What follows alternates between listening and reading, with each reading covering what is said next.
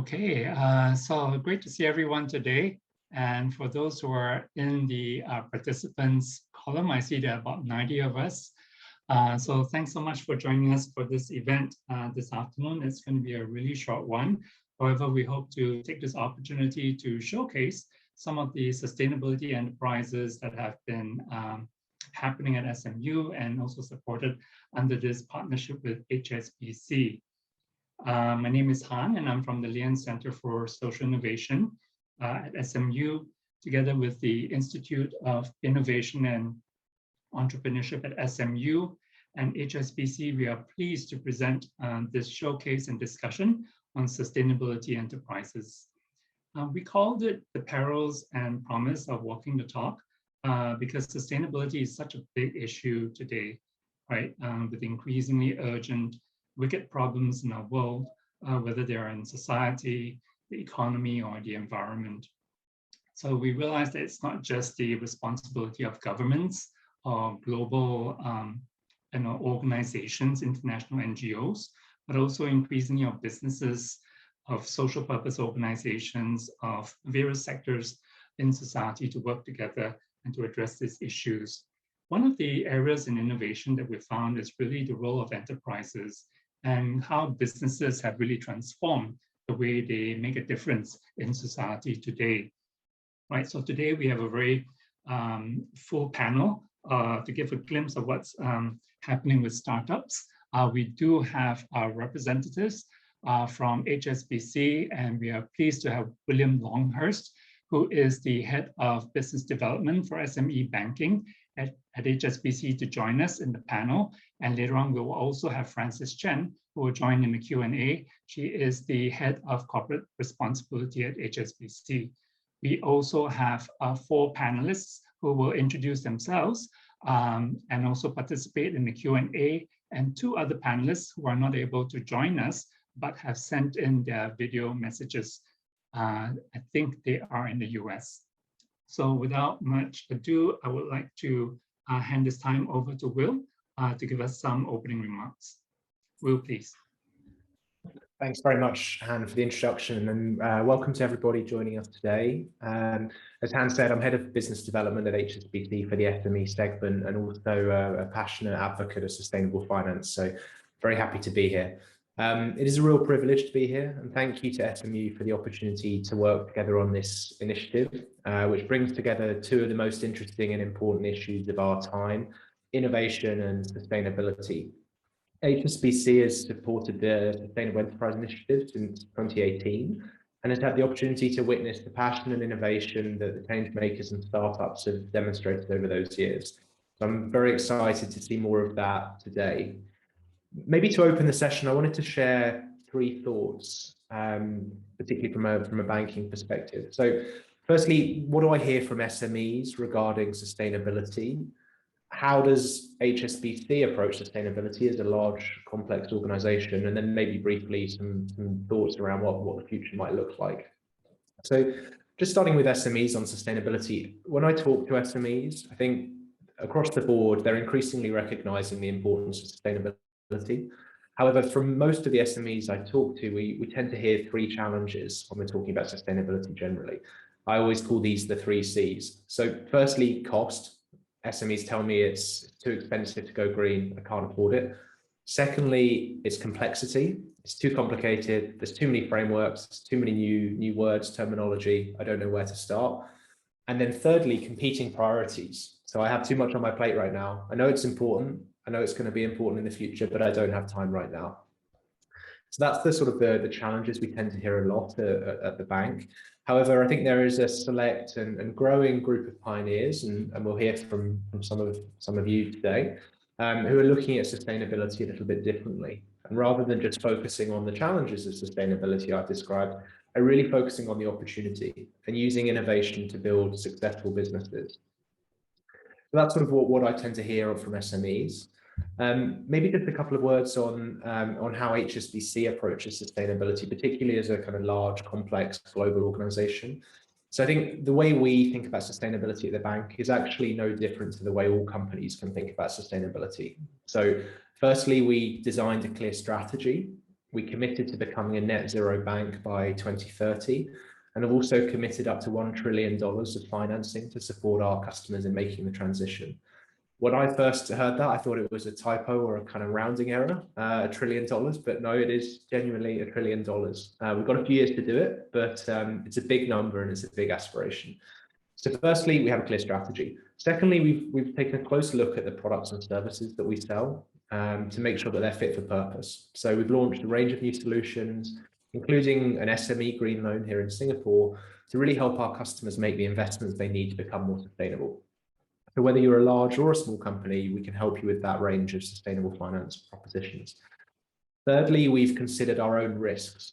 So we're proactively supporting customers in the most at-risk sectors. So you think of oil and gas or some of those high-risk sectors. And we're also looking at how we can green our own footprint as an organization. Finally, we're working with all of our partners, and we're having these sustainability conversations with all of our partners. So that includes our customers, but also our suppliers, regulators, and increasingly our investors as well. So whether your company is large or small, or perhaps you only have an idea right now, that's a bit of a high-level blueprint of how kind of a large organization is thinking about it, and hopefully some ideas. So finally, what might the future look like? You know, what are we expecting to see in the sustainability space from the bank's perspective? I think three suggestions from me, and happy to have a debate on it later, and maybe others have different suggestions. But I think firstly, going forward, there isn't going to be a distinction between being a sustainable business and a profitable business. The only profitable businesses in the future will be those that have a sustainable business model. So that's kind of prediction number one. I guess secondly, investors are going to start channeling an ever greater percentage of their funding into startups with strong sustainability credentials. It's going to become harder and harder for old world style businesses to raise money. Finally, I think governments around the world so far have been using a mix of carrots and sticks to drive sustainability. So this is including encouraging change through grants or funding, whilst also insisting on change through tighter regulation. However, I think in the future, we expect to see a lot more stick, and that we're already starting to see that now in Singapore. So the message there really is the earlier companies can take action and get started on that journey, I think the better. So just some thoughts there around things we might see happening in the future. Maybe just in closing, this event is titled The Perils and Promise of Walking the Talk. I thought that was a brilliant title and genuinely sums up the reality that a lot of startups are facing today. Becoming a sustainable business is not easy, but those companies that can start early, that can learn quickly, experiment aggressively, will be the winners of the future. These will be the companies with larger revenues, lower costs, healthier margins, and more satisfied and more loyal customers. These will be the success stories of the coming decades. So with that, I'm very excited to hear from the entrepreneurs we have with us today. So thank you very much. Thanks, Will, for that and the tips and some information on how HSBC is engaging with sustainability. I think that $1 trillion tag kind of, we felt a collective gasp. Somebody asked, I missed the part where William mentioned $1 trillion. What's this $1 trillion again for? Yeah, it's a good question. It's worth repeating. It's such a big number, right? We're not offering up $1 trillion to anyone on the call today, so I'm sorry if I have to disappoint anyone. So the aspiration is that globally, HSBC provides $1 trillion of financing over the coming decade to support with the transformation. The background to that is that originally, a few years ago, HSBC came out with a $100 billion commitment, which we thought was a huge number at the time, but we've quite quickly kind of realized that the opportunity is a lot bigger than that. So it's a global commitment to provide financing from SMEs through to large companies to help with that transition to becoming more sustainable. Thank you, Will. So right now we do have about 100 participants, and I'd like to launch the first poll just to get a pulse on who's in the room. Will we get the first poll out? Yep.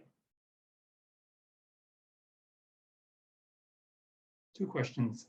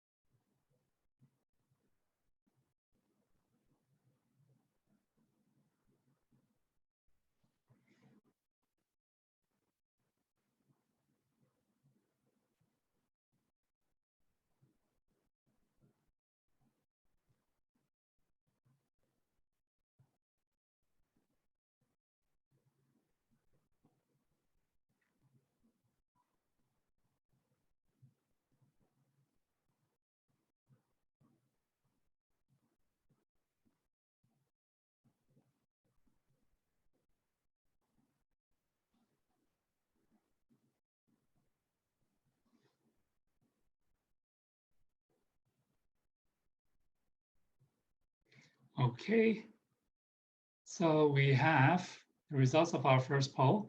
Very nice. So we have about 70% of this group who has worked on with sustainability practices in some form. 30% very little direct engagement. This is great because we shouldn't be just talking to people who are working on sustainability initiatives. At the same time, it's such a broad topic, and that leads us to the next question on what areas of sustainability we're interested in. I think a large number of us are interested in environmental sustainability, followed by social sustainability. I think that would mean something that's related to society resilience and the flourishing of human civilization in its different forms. We are also interested in organizational business sustainability. So thanks everyone, and I hope this is also kind of helpful for everyone present to see who's in the room right now. Okay, so without much delay, let's move on to our first presentation, and it will be by Turtle Tree Labs, and they have sent us a video message. Turtle Tree is a biotech company based out of Singapore and California. We are focused on producing milk and milk ingredients, things like lactoferrin, the complex sugars found in milk, alpha-lactalbumin. These ingredients are good not just for babies, but also for performance nutrition and adult nutrition. And Turtle Tree is focused on producing these high-value ingredients that are better for every individual and better for the planet. So in 2019, we were very fortunate. We won a number of awards. On top of HSBC, we also won the Temasek Livability Challenge in Singapore, as well as the Entrepreneurship World Cup out of 175,000 different startups worldwide. And across the different competitions, one resounding theme that I think was really important for the world, especially since COVID just hit, is food security.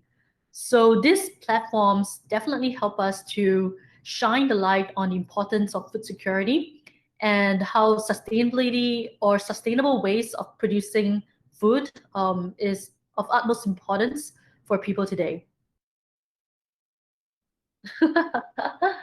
Well, my team keeps me going. We encourage each other all the time. My team challenges me. They challenge each other. So I'll say our amazing team is what keeps us going. I will probably start earlier. I think you can never start too young.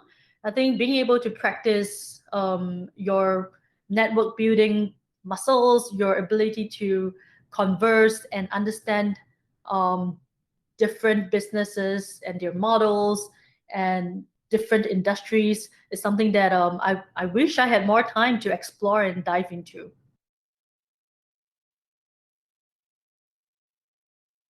It is quite a challenging journey, but I must say you're not alone. There are hundreds of startups in this space. There are hundreds of founders, experienced people in this space.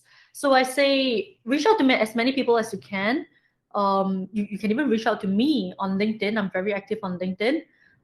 This is how I started the journey, and this is how I continue to encourage and chat or ideate with new founders in this space as well. So I'll say try to connect to as many people as possible.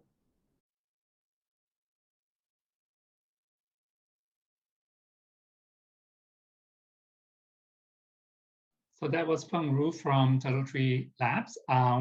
We will move on to our next presenter, who is John Louis from Foodness Asia. Yeah. Hi, everyone. My name is John, and I'm the general manager and also co-founder of Foodness Asia. So Foodness Asia was started in 2019 with the aim of fighting hidden hunger.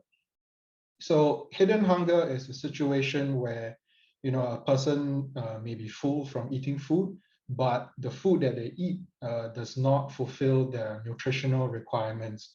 So, you know, this can be things like, you know, very calorie rich foods like a huge pack of rice with a bit of curry, a bit of vegetables, and then they will lack important vitamins and minerals. So we started this social enterprise to fill a niche because none of the big companies, the brand owners, wanted to do something like this. So our aim is to fight hidden hunger, and what we do that through the use of rice fortification. So this is a process where we add these essential vitamins and minerals into rice. And I think this is great for a region like Asia because our main staple is rice. So food fortification is not new. A lot of the food that we eat is already fortified. So why not rice? So Foodness Asia is completely self-funded, and actually one of our aims is also to be financially sustainable. And that means that the commercial activities will be able to sustain the good that we're able to do, because we don't want to be reliant on handouts. And basically we wanted to demonstrate that this can be a commercially viable solution to the problem of hidden hunger. So for Foodness Asia, we decided to make it financially sustainable through quite a unique business model. We decided that our main customers would actually be B2B customers, and through the revenue and profits generated, that would then help us in our community outreach and efforts. Because hidden hunger is not just a problem for the poor, right? It can actually affect all levels of society. So we work with migrant workers, we work with low-income families, we work with NGOs who are involved in food distribution. So during the COVID period, we actually donated quite a lot of product to places like Willing Hearts, AGWO, because they've got the resources to really help us get the product to the right people. So to date, Foodness Asia has fortified 800,000 servings of rice, and this is just in Singapore. Our long-term aims is, of course, to serve all the different vulnerable communities in Singapore and also around the region. Yeah, thank you. Thanks, John. And with that, I would like to introduce our next speaker, who is Clara Chong. And just going to share my screen.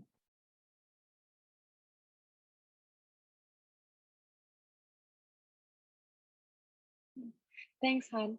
So, hi everyone, I'm Clara. I'm the CEO and co-founder of TechFoshi. And just want to thank everyone for coming today. And I know that everyone's very focused on sustainability today. And one of the aspects of sustainability that I'm focused on, not that I don't care about environmental sustainability, because I really do, it's just that in my work, I focus a lot on trying to increase a more inclusive and equitable society where a lot of people can learn technical skills and that can help them to upskill. I think that a lot of us are moving towards digital transformations and across industries. And it's very important for a lot of our employees to learn all these skills, but where do you start? And sometimes the cost of attending, school or, taking a master's or going to GA might be really expensive. So I think at TechFoshi, our mission is the next slide, please.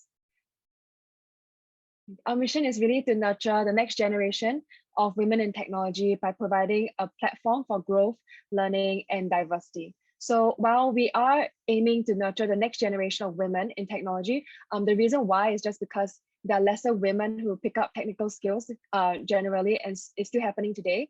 And the tech industry in many countries is still male dominated. So we do want to bring more women in, but at the same time, we are also working with less privileged youths and people who just want to upskill. So we're definitely inclusive for all, because we do believe that learning is for all.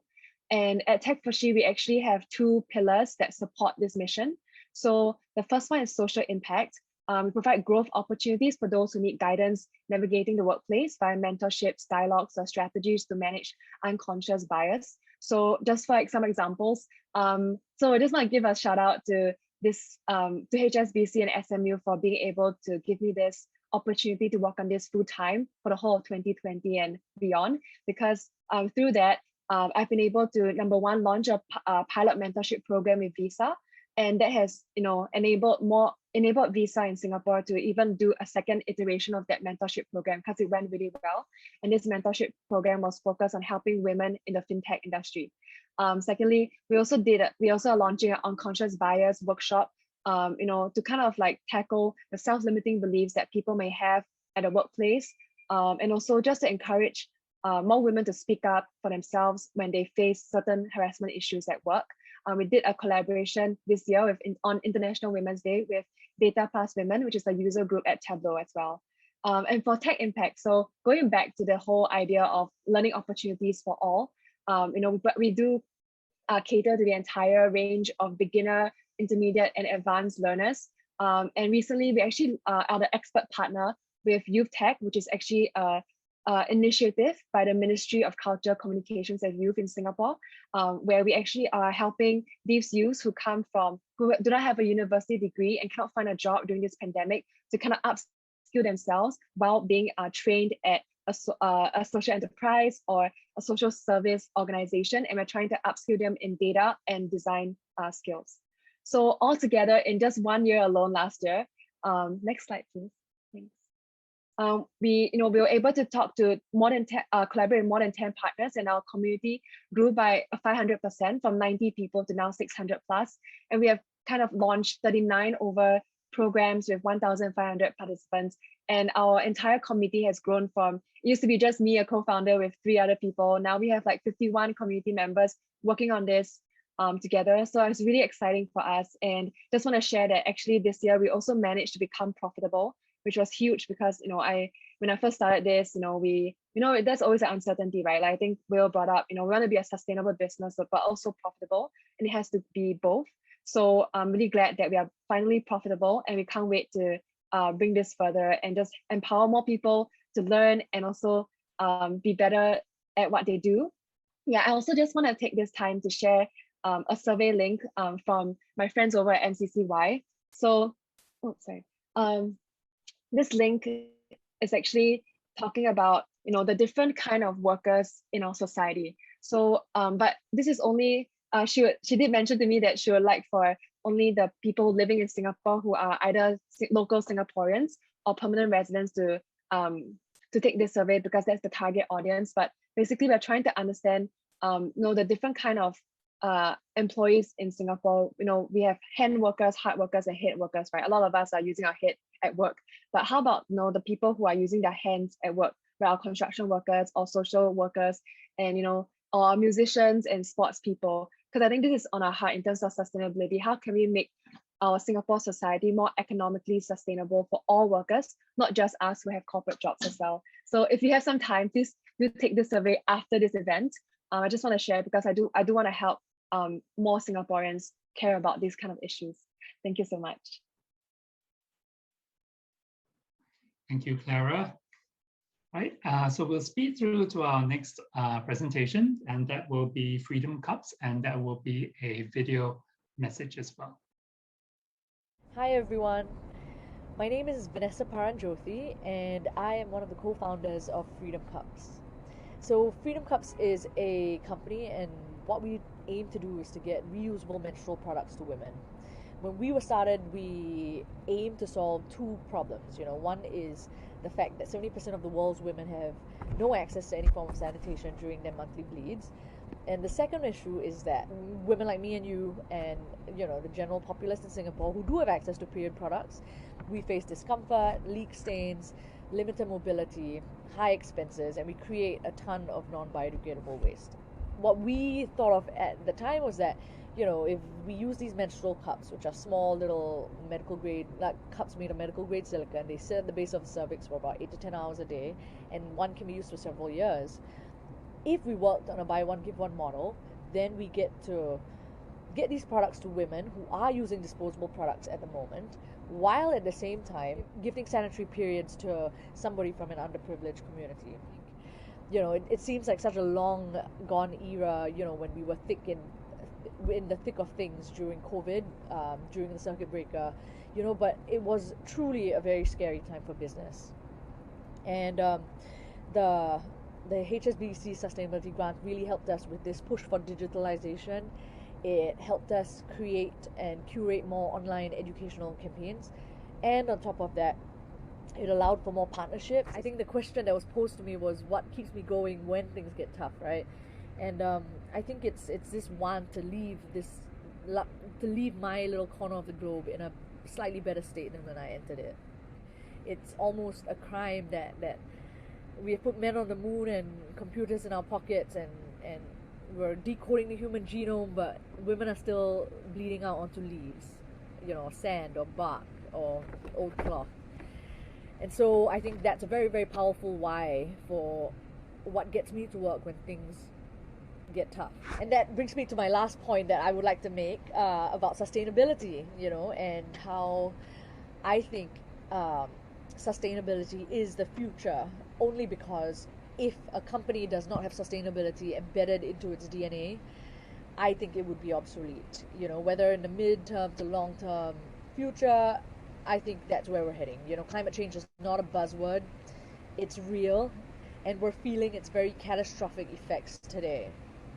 And so if you're an entrepreneur and you've got an idea, in the field of sustainability, I would say go for it, because I think the world needs you and the world needs the idea. And so I just wanted to, before I got anybody bored, I just wanted to say good luck. I hope to meet you all in person, and I am very appreciative of everything that SMU and HSBC has done for us. Thank you. Thank you. And that was Vanessa, and very encouraging also to put that point. If you have an idea, run with it, right? Start somewhere. And with that, we would like to have our next presenter, who is Chu Xian from Mercurium. Hi everyone. So I'm Chu Xian and I'm founder of Mercurium. So what we do at Mercurium is we actually have this technology to recycle plastic waste into a new construction material to also create a more sustainable construction sector. I think one of the biggest problems that we all know now is the plastic problem, and Singapore is actually doing worse off than a lot of other countries in terms of recycling, given that we only recycle 4% of our plastic. So 96% actually go into incinerators and then they are landfill. So essentially, what we do is we can actually recycle all these different contaminated and mixed plastic waste, whereby in the past, there were no solution that could actually sustainably recycle all of this other than incineration or landfilling. So that's actually the first problem that I solved. The second one is actually creating a more sustainable construction sector. I think not enough attention is being given to how environmentally harmful the construction sector is, because it is such a big necessity. But actually 38% of all greenhouse gas emissions are contributed by the construction sector, in addition to the vast amounts of finite resources that we are consuming. So what we do is we hope to reduce the amount of natural resources being consumed by replacing it with a plastic waste derived material as well. So that is essentially what we do at Mercurium. So what I really hope for in the future is that I know that our neighboring countries are known as the dumping grounds of the world with regards to plastic, and I actually hope to scale within these regions such that we can provide them with a solution, not only just to sustainably recycle all of the plastic and try to solve the plastic problem, but also create more eco-friendly roads as well. And I think through this journey, it's actually been I've actually been supported by a lot of different entities and individuals as well. I think the sustainability and the construction waste tech management space was actually in its infant stages, which means that it would actually be very, very difficult to commercialize.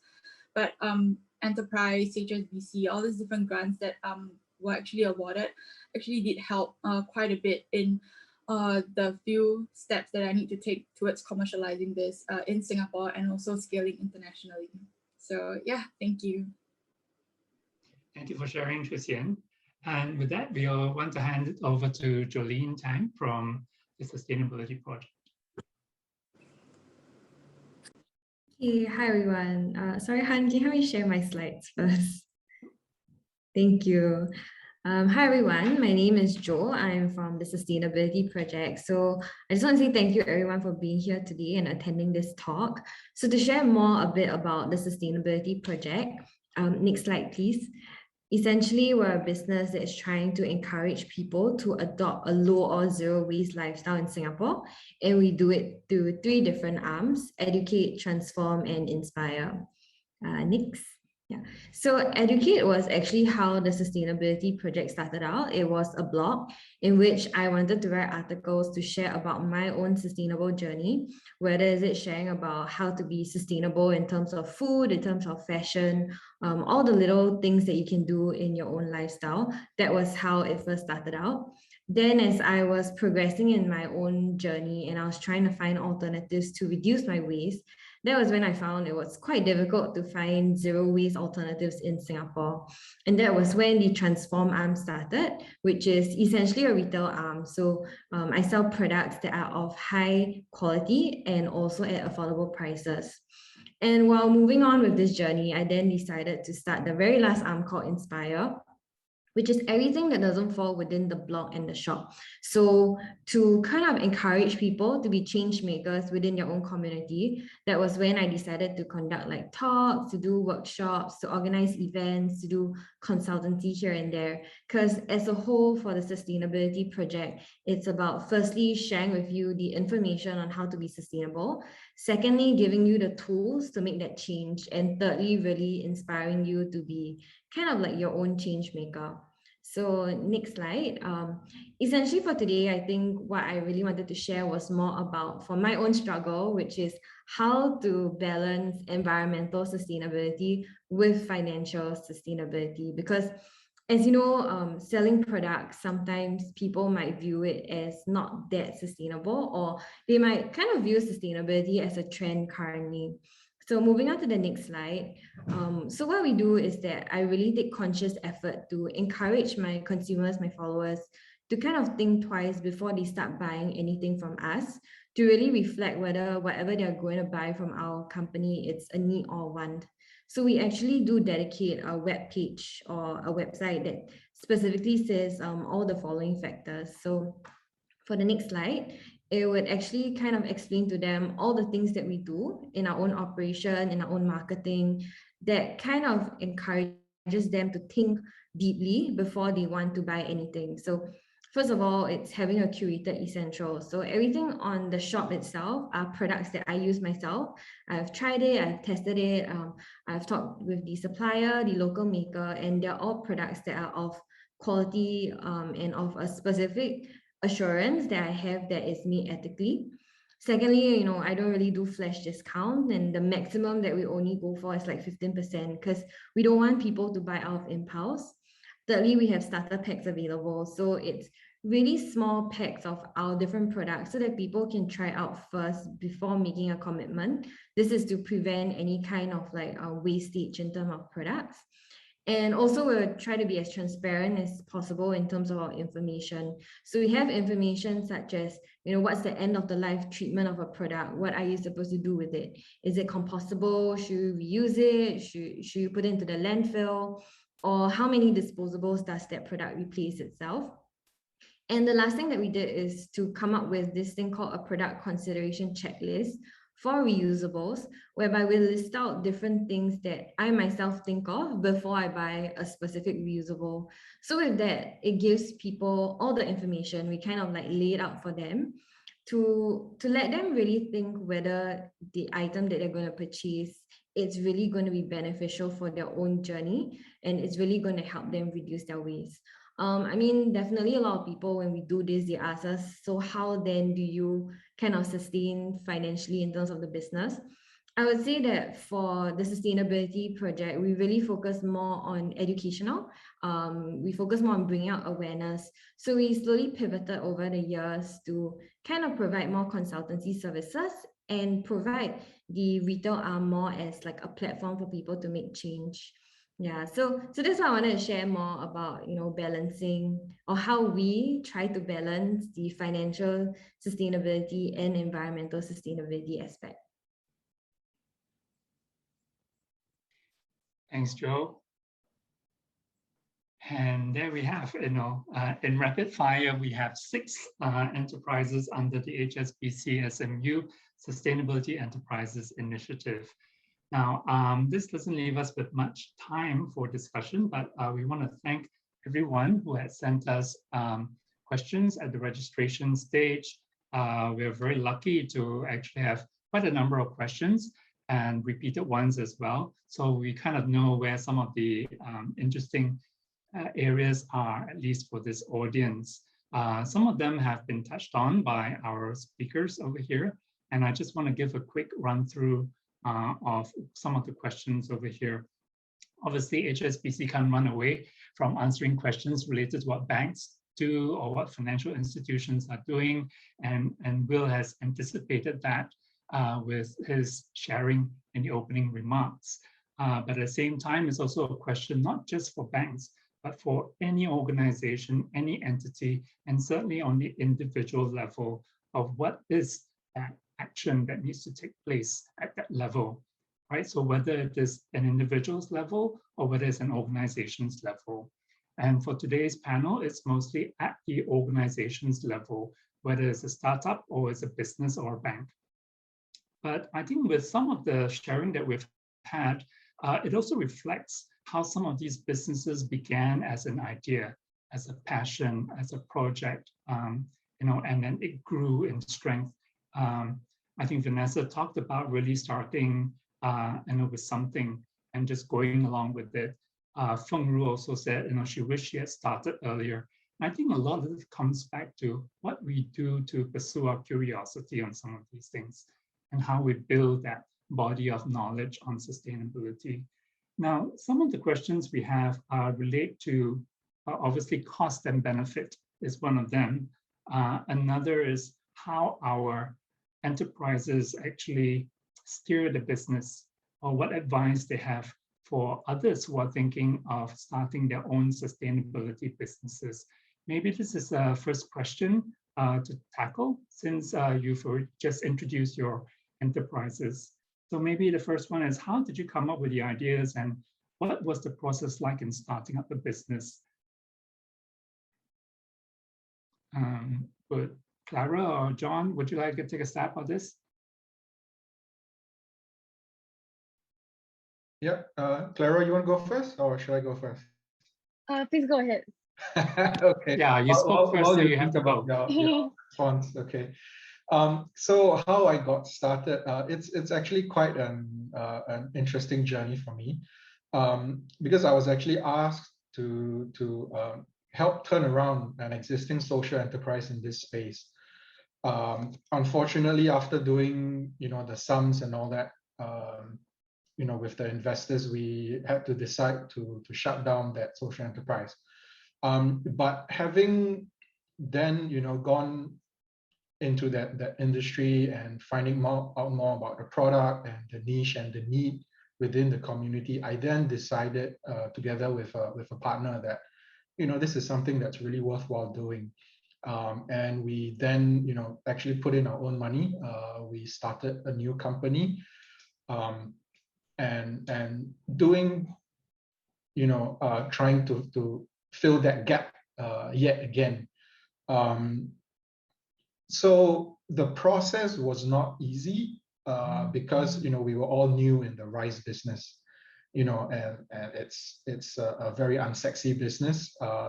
You can't really find out on the internet how to run a rice business, right? And when you talk about rice, everyone is also, as Asians, we are all also very particular about rice. And also, I think the biggest hurdle for us was actually securing our supplies and logistics, because Singapore is such a high cost country, especially for labor. And we had to do a lot of mixing of the rice itself. So just finding someone to do it for us, and finding a rice supplier who was willing to work with us, that was actually the biggest stumbling block. And how we overcame it was really by explaining what we wanted to do, appealing to the human kindness, right? And getting them to partner us on this journey. Yeah. Okay, Clara, over to you. Okay, thanks, John, for that. Yeah, I was thinking about three things in relation to this question. I think, you want to make your business profitable, but how do you even start, right? And I think it first starts with, you need to be clear about what you want to do in this entire business, because you're gonna sacrifice a lot to actually make this work.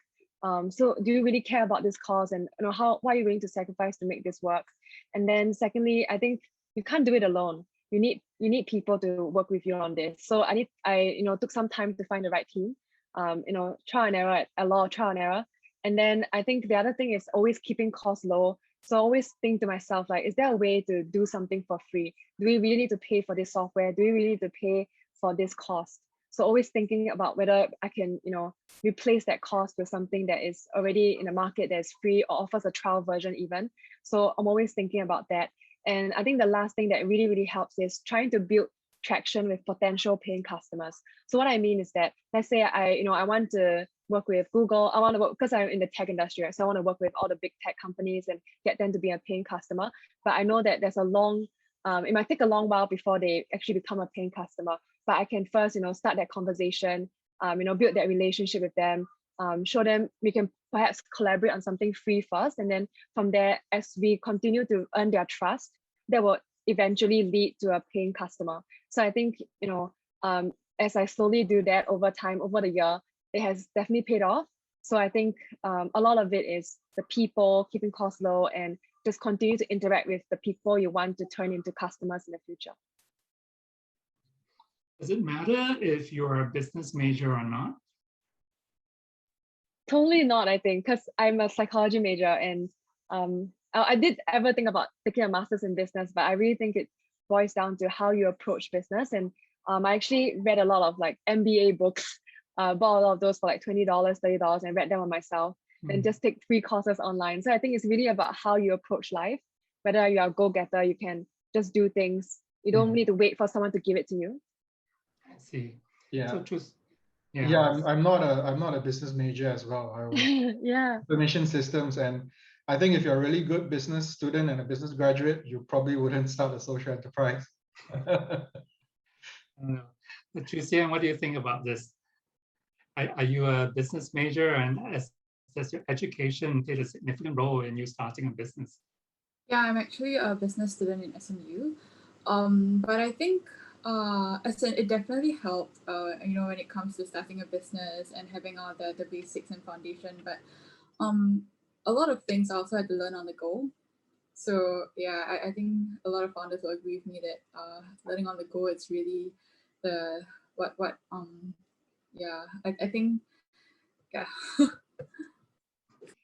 Well, that's the reality of starting a business, right? You can read all you want in the textbooks and read all the case studies, but in the end, life just throws you a curveball, and you just learn on the fly. Some of the things I guess our registrants were also interested in was the kind of challenges you face in terms of resourcing. Was fundraising or funding ever an issue? On one hand, we're hearing that Singapore is a place that's flush with funding opportunities, but then we're also hearing perhaps a different stage of enterprise might face a different fundraising hurdle.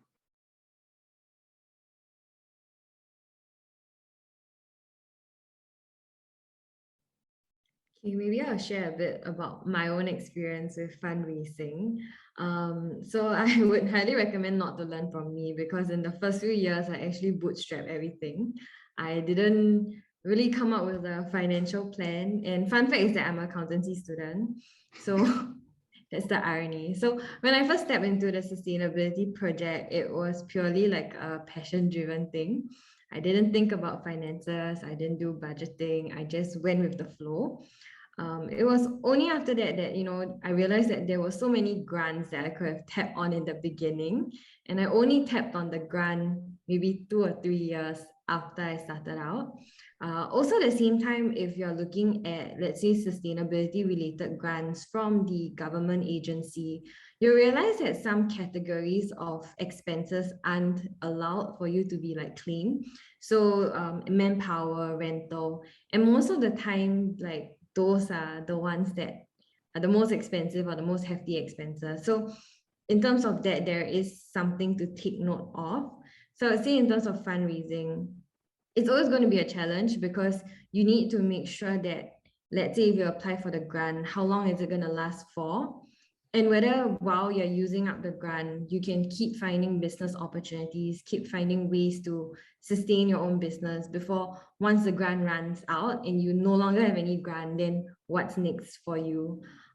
For myself, because the sustainability project is ultimately like still a one-woman show, I had to kind of balance it with side hustles here and there just to keep it like, just to sustain it at the same time. Yeah, so that was my own experience. Thanks for sharing that. So I think for this question on advice for people who are starting sustainability enterprises, it's really start thinking early or start preparing, equipping yourselves, go and learn as much as possible. I mean, if you're a business major, great. If you're not, it doesn't matter. You go and learn as well. Because very often with business, you do have to learn things on the fly. There's a certain degree of sacrifice needed when you start a business. So that's implicit in the blood, sweat, and tears. I think some of us have also mentioned something about mastering your communication, know what you're selling, know what you're doing so that you can communicate well, so that others can also be influenced or understand what you're trying to do. I'd like to move on to the next question, which is also a big question, and that is, registrants are interested to know your views on cost, profit, and benefits, right? I think Jolene had mentioned a little bit about financial and environmental sustainability. I think very often the idea is that sustainability is expensive or requires quite a bit of investment. How does this tally with the financial investments that you put in, right? So a bit of how do you weigh economics versus sustainability in this case? So I wonder if maybe Will or Francis might want to chip in, or maybe anyone who has dealt with this. Sure. So I think it's a great question, and one of the things people tend to focus on when we talk about sustainable businesses, we say, okay, the lower waste, that inherently leads to higher margins, more profitability. So we tend to come at it from a cost perspective. How can being more sustainable as a business help reduce costs and increase profitability, which is super important. The more or the less you waste, obviously clearly flows all the way down to the bottom line. But I think one of the things, in addition to costs, that I like to talk about with SMEs is the whole idea of kind of green revenue as well. So don't just focus on how this is a cost reduction exercise. You can grow your revenue by being green and more sustainable. So, there's plenty of research across almost every sector showing that consumers, whether they're businesses or individuals, are happier to pay more for more sustainable products. So I think my advice would always be, yes, focus on the cost opportunity of being more sustainable, reducing waste, reducing emissions, reducing cost, all of those good things. But also look for the opportunities to deliver and develop new green revenue. It's not just a bottom line story. I think it's a top line story as well, which is actually the really exciting bit. And that's what I talk to a lot of customers about is, if you're an existing business, maybe you've been up and running for years and years and years, you're thinking about sustainability in terms of how you can cut costs from your business. But there's no reason you can't also be thinking about going into a new business line, launching a new product, going into a new market. So my message would be, it's not just a cost story, it's also a green or a sustainable revenue story. And if you start to think about it like that, then sky's the limit for what your business can do. That's quite a bit of innovation opportunity over there, right? Just thinking about what the possibilities are and not just going in one single direction.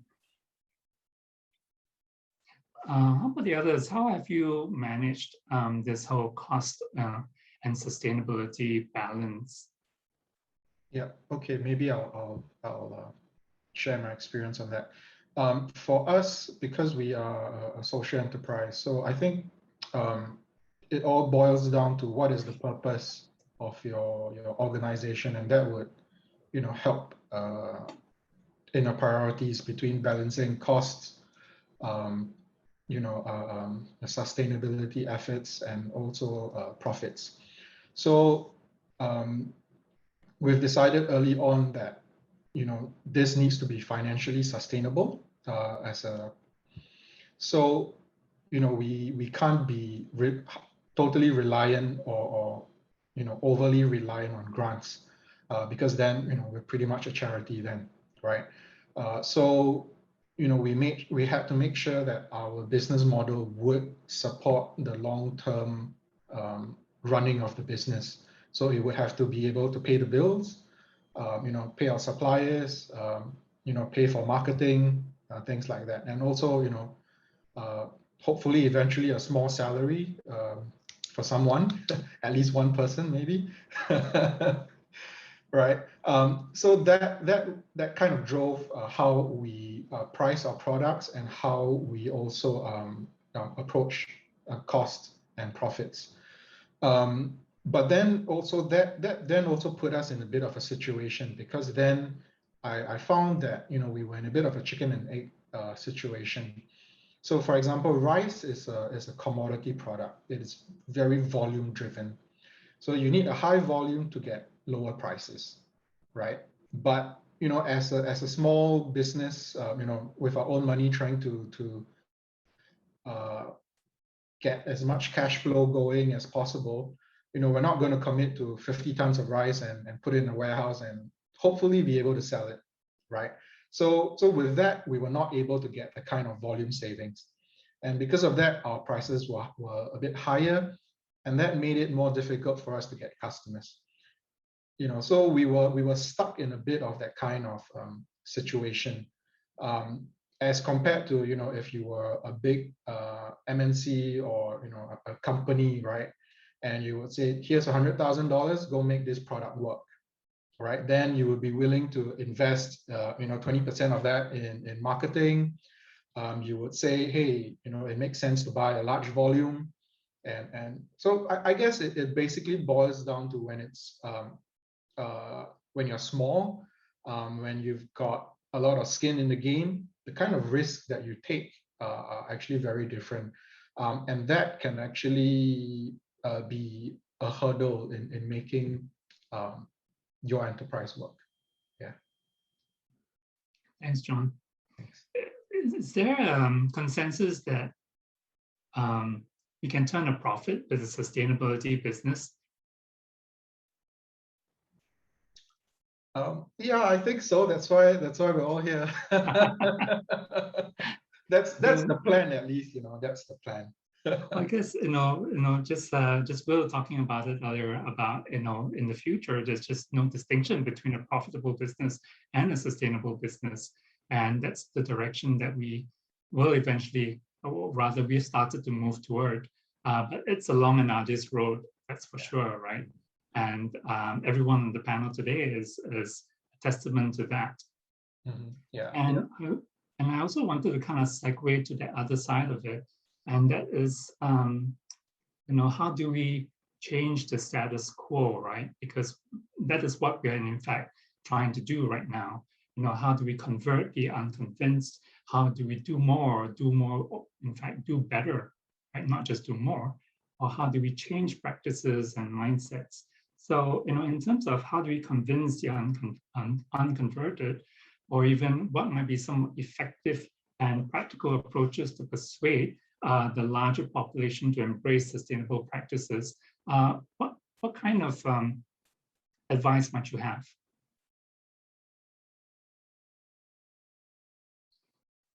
How about Joe? You have a point on that, since you've been doing workshops and everything? So I think in order to really persuade the general population as a whole, it's really to bring about the education or the importance of sustainability, which I think now everybody know that it is important, right? Since 2018, the whole term sustainability has changed quite a bit. People are now more aware about climate change. People are more aware about the amount of waste that they're producing, that Semakau is going to be filled up by 2035. So awareness is already there, I feel, for Singaporeans, everybody. who is living here, but it's more about then how do they take action, right? Because most people think that by taking action, by like buying reusables, that's how I be sustainable. But actually sustainability, it's, for me, it's really about reducing consumption, reflecting on how much are you consuming or whether you are consuming unnecessarily or not. Yeah, so the approach I go with TSP, it's much more gentle. We don't like shove it right in their face kind of thing. We kind of tell them, here are small little steps that you can take in your daily lifestyle. For example, having a meat-free meal. For example, even taking the stairs rather than the lift. That is actually helping to save like energy and resources and all that kind of stuff. So I would say that because sometimes when you come off a bit too aggressive, which some advocates might seem a bit too aggressive, people would just kind of turn away and be like, how come all these environmental advocates are so aggressive? I don't want to listen to them anymore. Yeah, so for me, I think it's more of the gentle approach, more about showing people this is what I do, and hopefully it can inspire you too.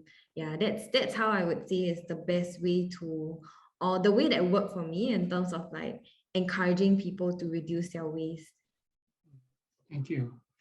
I guess I'm also kind of thinking of Mercurium over here when you kind of had the idea of using plastics to build roads. Was it difficult to convince people of this idea? I think it definitely was, given that the waste management and construction are both very matured and very conservative industries. So to tell them, that we should be doing something else, using a whole other new material to build roads, it was actually an uphill task at first in the beginning, especially when we didn't have much publicity then, no one knew what we were doing or who we were. But I think as it progressed, it became a lot easier once we started getting a bit of media attention, and also we started engaging with all the different state boards and authorities as well. And people saw the viability in using more sustainable construction material and also an alternative solution to recycle plastic waste. Yeah. So, having good examples of that. I mean, for the panelists, have you encountered indifference, and how do you deal with indifference? I mean, do you just say, oh, these folks are just, will never be converted, or do you actually make an effort? How do you react to it? And in my case, there was a lot of indifference, but I think as we move forward, it was more like, it wasn't more who is going to join us, but rather who never join us. Because once someone starts coming on board and the second person starts coming on board, then the third and fourth wouldn't be, they are the one left behind rather than not being the first or not being on board. So I think it really helps one gain a bit of traction, and then the whole really changes. All right, thanks for sharing that. Maybe one last question. I know we are running out of time over here, and that is a question about the pandemic, which we can't quite shake off even a year and a half into it. And how has the pandemic changed the way you do business, if it has?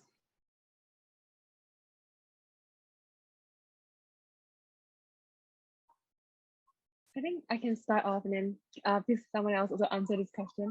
I think for us, for example, I wanted to travel to Indonesia and start a chapter there, and also work with Indonesian tech companies there, also fly to other parts of ASEAN, but that wasn't possible. But we switched everything to digital, and I think that in some ways it's a blessing in disguise, because when everything became digital, we also had people streaming into our programs from all over the world. And I'm also right now chatting with this guy from Kenya who's doing a developer club community. So that's really awesome. And then it really, I think it's kind of like seeing how can we pivot everything to digital. But I think that's also because I am aware that mine is a more digital space. So maybe someone else might want to answer this question as well. And the question is not just about the pandemic, but any crisis or disruption that you might have experienced. Yeah, so for Foodness Asia, the pandemic was actually very disruptive because our plan was to focus on the elder care facilities. That was going to be our main B2B push. So because of the pandemic, a lot of the kitchens were shut down. and we also couldn't make a lot of sales calls. We can't just walk in and say, hey, I'd like to talk to your dietitian, right? So, from a revenue and, business generation perspective, we were completely derailed, right? So our revenue pretty much dried up overnight. So then, we took the opportunity to pivot to the market that we said we didn't want to touch, which was the B2C market, because for us, it was a very expensive channel to do. But we took that time to do more education, do more marketing, and the retail channel actually picked up. And from there, we actually got people who were interested in using our products for things like donation drives, and even for some of their small businesses. And also during the pandemic, we took the opportunity to reach out to the NGOs, and also a lot of the pop-up soup kitchens, right, so to speak. And for us, that the awareness and education was great from opportunities like that. So I guess if with every stumbling block or door closed in your face, you have to quickly look around and see what else you can do, quickly pivot, and make the most of what you can. Yeah. Thanks, John. Okay, we've kind of come to the end of our segment today, and I just want to go around and kind of let each of you say one thing, right? Could be a sentence, could be 3 sentences, something like that, or a really long sentence, right? To the audience today, what might be one key takeaway on the perils and promise of walking the talk? I will start with Jolene. Okay, so I'm just going to say this quote, which honestly kept me through this whole sustainable journey for the past 10 years, which is never to underestimate your power to do something for Mother Earth. Because I think if I didn't believe in that, I wouldn't have started the sustainability project and I wouldn't be where I am currently today. So I say that if you really believe in sustainability, if you're very passionate about it, just do your own thing and over time you'll see change. Thank you. And next to Chusian. Yeah, so I think for myself, what I really wanted to convey is that, through all this years, we have seen green sustainable startups come and go, green tech come and go, and we always feel that, the chances of success for them, it's low. But the thing is, I think with the whole overall direction that the community and government and organizations are moving towards, it is definitely a good chance that green tech and green startup will succeed right now, given that environmental accountability is one of the largest things. So moving forward, profitability and sustainability will not be mutual trade-offs, but rather they will actually be interdependent. So I think if you want to do something sustainable, now it's really the best time to start, given that there's so much support and so much push towards it. Thanks for the advice. And John? Yeah, if you are thinking of starting a social enterprise, listen to your parents. I'm kidding. I'm kidding. But if you're going to invest as a business or as a person, in sustainability objectives, I think communication and education is really key to all stakeholders, right? You need to be able to clearly and effectively communicate in order for these initiatives to be successful. Yeah. Thank you. And last but not least, Will? Yeah, thank you. I mean, the word I would choose to sum this up for me is optimism. I think these have been, amazing examples that people have shared that have come about and have thrived even during, what's been really the bleakest of times during the last 18 months or so. So optimism will be the word I take away. And I think if if the future is in the hands of entrepreneurs like the entrepreneurs who shared their experiences today, then I think the future is very bright. So optimism. Thank you for the encouraging note over there. I think we've had a really encouraging panel today, and it's also an unvarnished take on sustainability. It is hard work, it is difficult work, and it will take us quite a bit of time before we get to the point where we have that stage of balancing the two, right? Oh, did I miss Clara? Sorry. Okay. Please continue. Yes, Clara. I think I'll just say that dream big but start small. You don't have to start a sustainability business right away. You can join a movement. Join one of the just start small. You don't have to start a business right away. That's what I'll say, I guess. Cool. Thank you, and sorry for messing you up. Yeah. So, I mean, today we have 6 startups over here. Turtle Tree Labs does, plant-based milk, and Foodness Asia does fortified rice. So that goes into social sustainability, looking at nutrition, looking at food practices and innovation in there. TechFoshi and Freedom Cups also show social sustainability, really looking at empowering society, making it more resilient. And we also have Mercurium and the Sustainability Project that have a more environmental slant to what they do. So all in all, sustainability is a huge topic over here, and one could look at it from many different dimensions.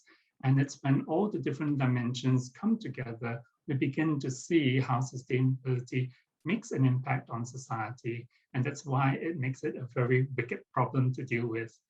And with that, I would like to thank everyone for your participation today, and also for our audience. Thank you for joining us. We have come to the end of our session over here, and we also like to get you to continue to write to us if you have any questions or you want to have some follow-up with the presenters today. I am just going to share a feedback link for you to send in your feedback. Right, and with that, thank you everyone, and we thank you also HSBC for the support you've given to the enterprises through SMU. Thank you also to the IIE and LCSI team behind the scenes. Nobody sees them, but they're making this entire event work. Thank you everyone, and please send us your feedback. Have a good afternoon. Thank you. Thank you. Bye, everyone. Bye, everyone. Thank you. Take care. Thank you.